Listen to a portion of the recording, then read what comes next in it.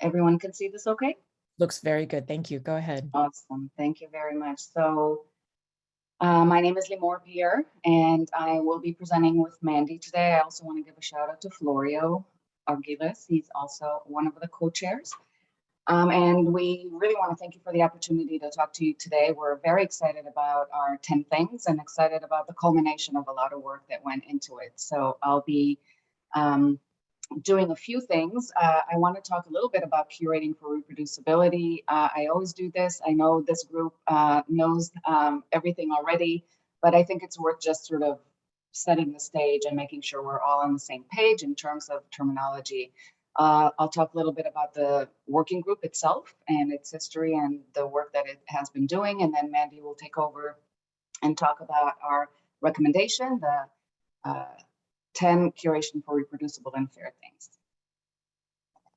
So just to start off on reproducibility, what we mean is basically synonymous with computational reproducibility. So we're talking about the ability to repeat analysis, arrive at the same results using the same data, same code, and getting the same results as have been claimed or reported as scientific claims. When we talk about curation, we're talking about management and preservation of digital data over the long term. So these are really a set of activities that curators and data professionals and other professionals do in order to prepare materials for sharing and preserving for the long term. They make decisions along the way. And typically these activities take place at the end, toward the end of the research life cycle. So I just want to point that out because we're really focused on that latter stage when there's some interaction between researchers and professionals who sort of not really take over, but let's say assist and aid in kind of making that research life cycle maybe more perfect by using their expertise and taking these actions. A lot of the reproducibility education that we see going on right now is extremely important and is aimed at researchers themselves. What do they need to do and what tools they need to use in order to produce reproducible research? And I think that that is essential. We need to have everything start from that point of view and from that starting point where researchers are working reproducibly. That will make the work of curators easier later on. But as we will show and as we found, there's a lot of challenges and we're not there yet. And so if we want to have a reproducible scholarly record, right now there is an essential role for curators. And so that is kind of where we start. So when we're thinking about reproducibility in this framework, what are we actually curating? So the way our working group approached it is the curation, the object of curation is really basically a reproducible file bundle. Some people will think of it as a research compendium, but it's really what we are thinking about when we're talking about all the things that you would need that exist digitally in order to reproduce a set of results. So this will include data, include analysis code, hopefully a README file. It'll include information about the computing environment and software and other things like that. There's a nice illustration from Turingway here on sort of what are the minimal set of requirements for being included in a reproducible file bundle. And then there's a better, an illustration of what would be better to have, which might include additional things like information about license and other things like that.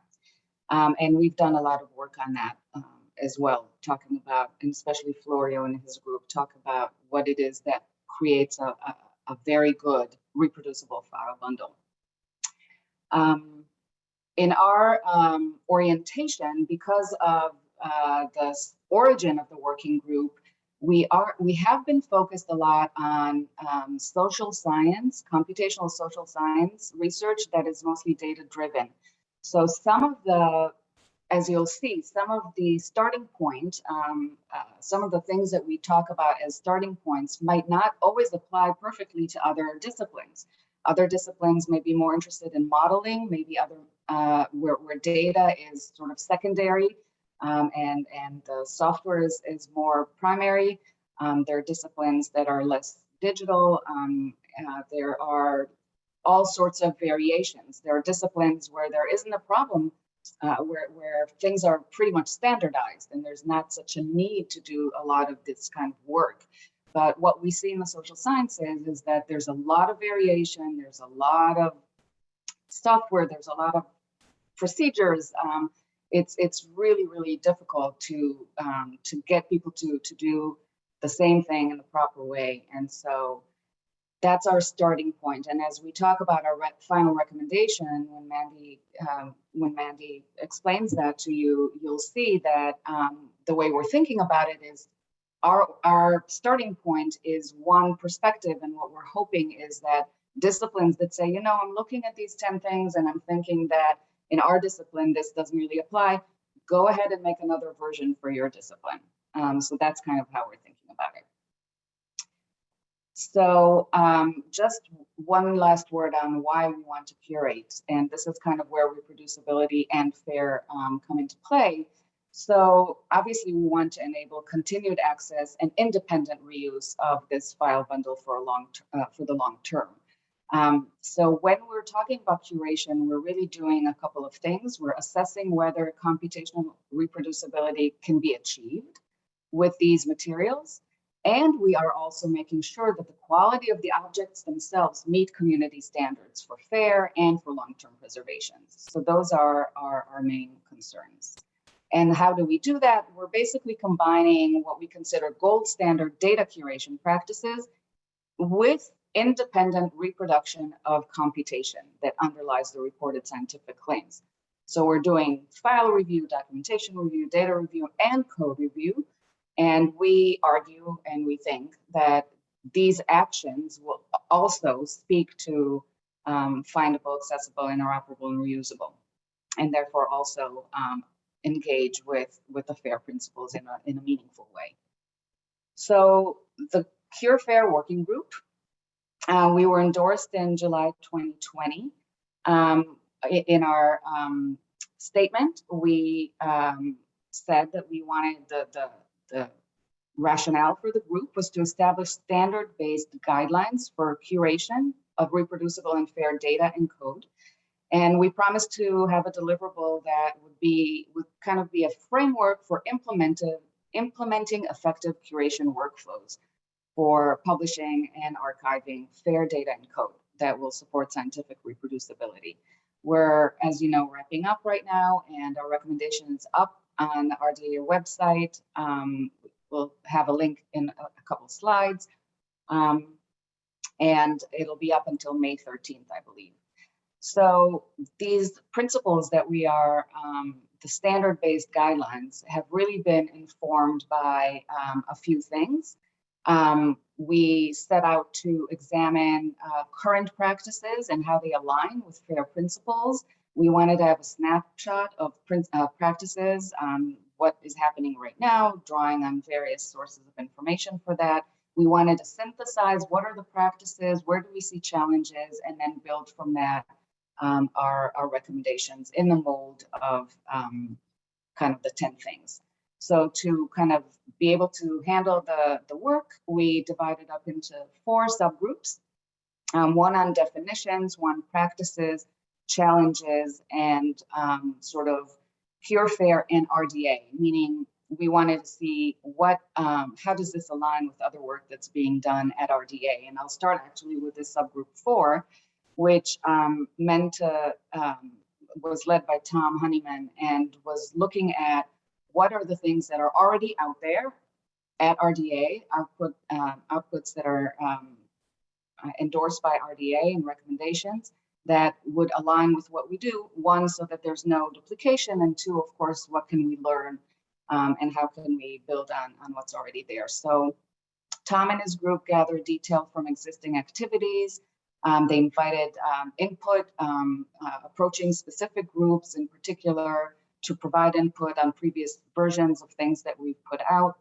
And then, of course, we included relevant references in the recommendations to this work. So among the recommendations that we've been looking at are obviously the Fair for Research Software Working Group outputs, publishing data workflows, the Attribution Metadata Working Group, Fair Maturity Model Working Group, the Library for Research Data Working Group, and their outputs have been relevant and also informed kind of our thinking about doing things, as you'll see in a minute, as well as the Repository Platform for Research Data Interest Group.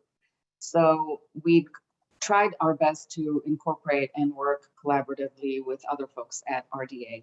And it's been a great process for us. We, as an aside, but I think it's important to tell this group, we've continuously been really impressed with the people at RDA and the breadth and the depth of knowledge that they bring. And it's such a great opportunity to really talk to people, not just from different parts of the world, but also different disciplines, different backgrounds, different orientation, including researchers. So, whereas in other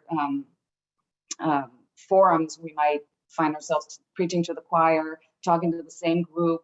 Here, you get a lot of debate and a lot of energy, and we find that really great. So the second subgroup, or subgroup 1, was actually led by Mandy here and was looking at definitions. So we were sensitive and we started, I think we started at our work group started, the National Academy's report already came out and we felt that there's some convergence around the definitions of what reproducibility is. So that was really helpful, but we still felt that in the literature, there's still a lot of, it's still kind of in flux, and we wanted to see if we can create a library that will just explain what curation is and what is the object, what are they talking about, and do they even mention the FAIR principles when they're talking about curation.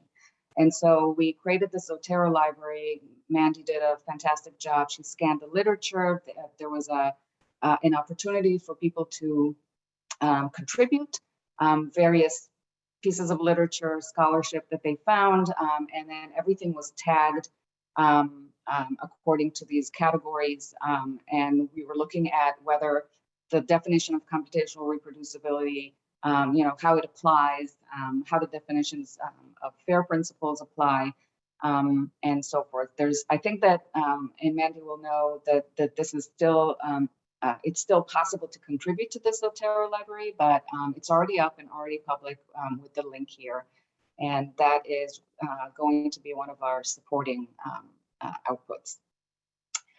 Subgroup 2 was led by Tumai Christian and really looked at practices. So we were looking specifically at what we call cure fair practices, so curation for reproducible and fair research practices.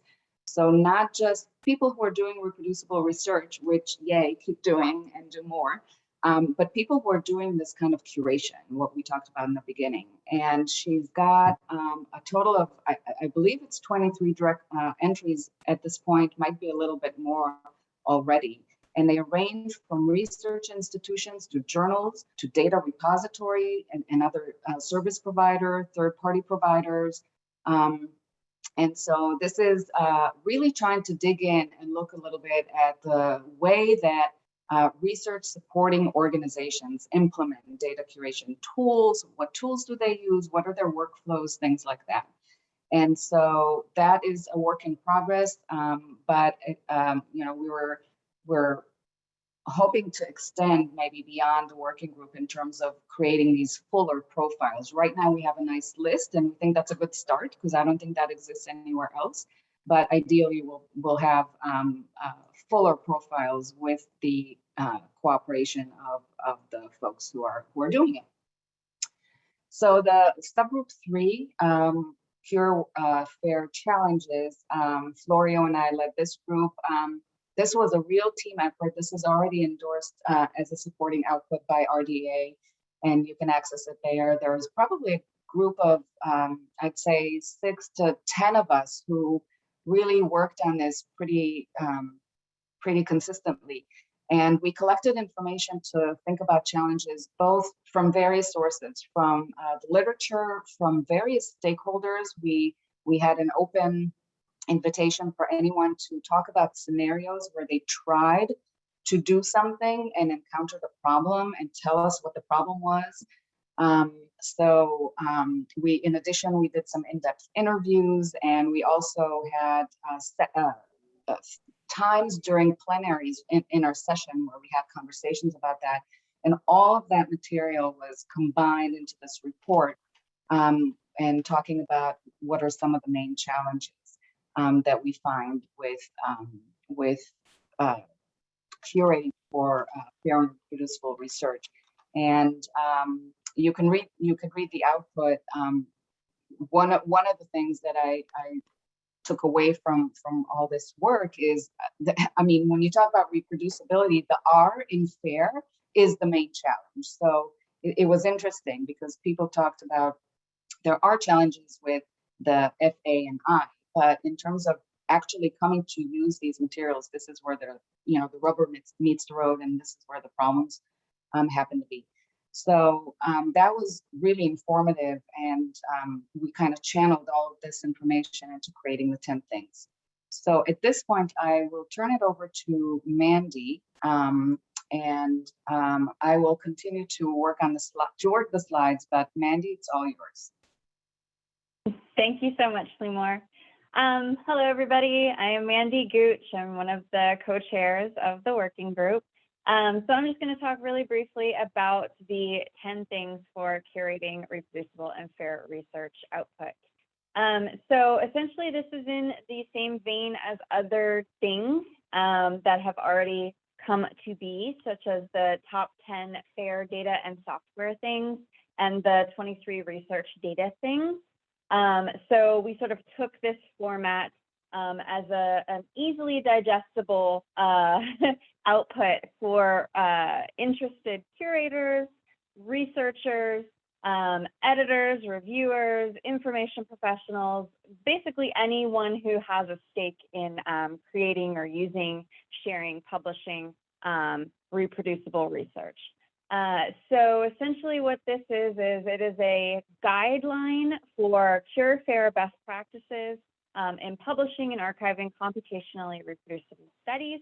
As Limor mentioned, there is an emphasis or a focus on social science research, mostly related to quantitative data, but it is very modular in that people coming into the 10 things, if they see something that isn't quite relevant for their own needs, they can actually take it and they could kind of customize it to their own discipline's needs, or remove the thing that isn't even remotely relevant and go to a different thing that meets their needs.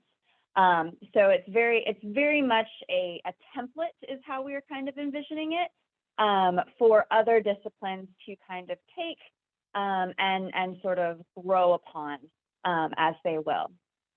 Limor, you can go to the next slide, please. Thank you.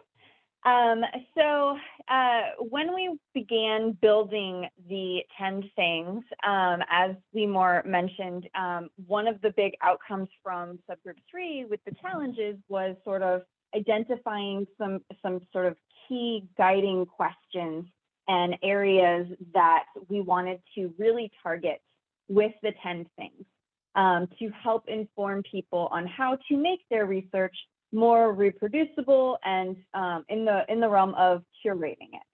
And so these are sort of the main questions that we had while we were crafting this things. I'm not going to read all of them, but I'll just sort of pick a few of them. But basically, it was really looking at the completeness of the research compendium, the descriptive nature of all of the documentation provided within the compendium and with the components, how much information is within the code to ensure that there's as few touches to it by secondary users as possible to just get the code to run and reproduce the results without a lot of intervention. And then, you know, planning over time for reviewing the compendium to see if it is still computationally reproducible over time. So these were just sort of our guiding questions, and you'll see in the actual Cure 10 Things document that there are a list of questions, and it's actually broken down by the thing that addresses those questions. So please do take a look at it. You can go to the next slide, please, Seymour. So final slide. So this is basically just an overview of the 10 Cure Fair things. You'll see the link there on the screen. That will take you to the document where you can review everything. It's a lot more robust than this. It is under review until May 13th. So essentially the 10 areas that we focused on, the 10 things, are completeness, organization, economy, transparency, documentation, access, provenance, metadata, automation, and review. And we provided sort of a little statement for each of these here on the screen for you. I'm not going to read all of them. But the format for these things, what we decided to do was do sort of an introduction to the thing. So for example, talking about completeness, we do an introduction to completeness and what we mean when we're talking about completeness and a research compendium. There's a justification statement, which is in bold for each of the things. So it kind of ties that thing to curating for reproducible research, for fair and reproducible research. And then after that, you have a get started section, which gives you sort of a really high level introduction to better understanding that thing. And then under that section is a learn more section. And within the learn more section, there are there's additional information. There are articles, maybe even some examples that you can explore to kind of better understand what we mean when we are talking about that thing. And then finally, there's the Go Deeper section. And the Go Deeper section has more resources, and usually there are some tools in there, maybe some tools that you can use like to do hands-on activities if you want. And some of the Go Deeper section also has more discipline-specific examples in it as well. So this would be a really great place for other disciplines to contribute and say, well, this is, you know, all fantastic for completeness, and this is what we mean when we're talking about completeness for this specific discipline. Here's an article that talks about it. So all of this has been put together, and it is open for review and feedback right now, and we are very excited to hear from everybody. So please let us know what you think, and thank you very much.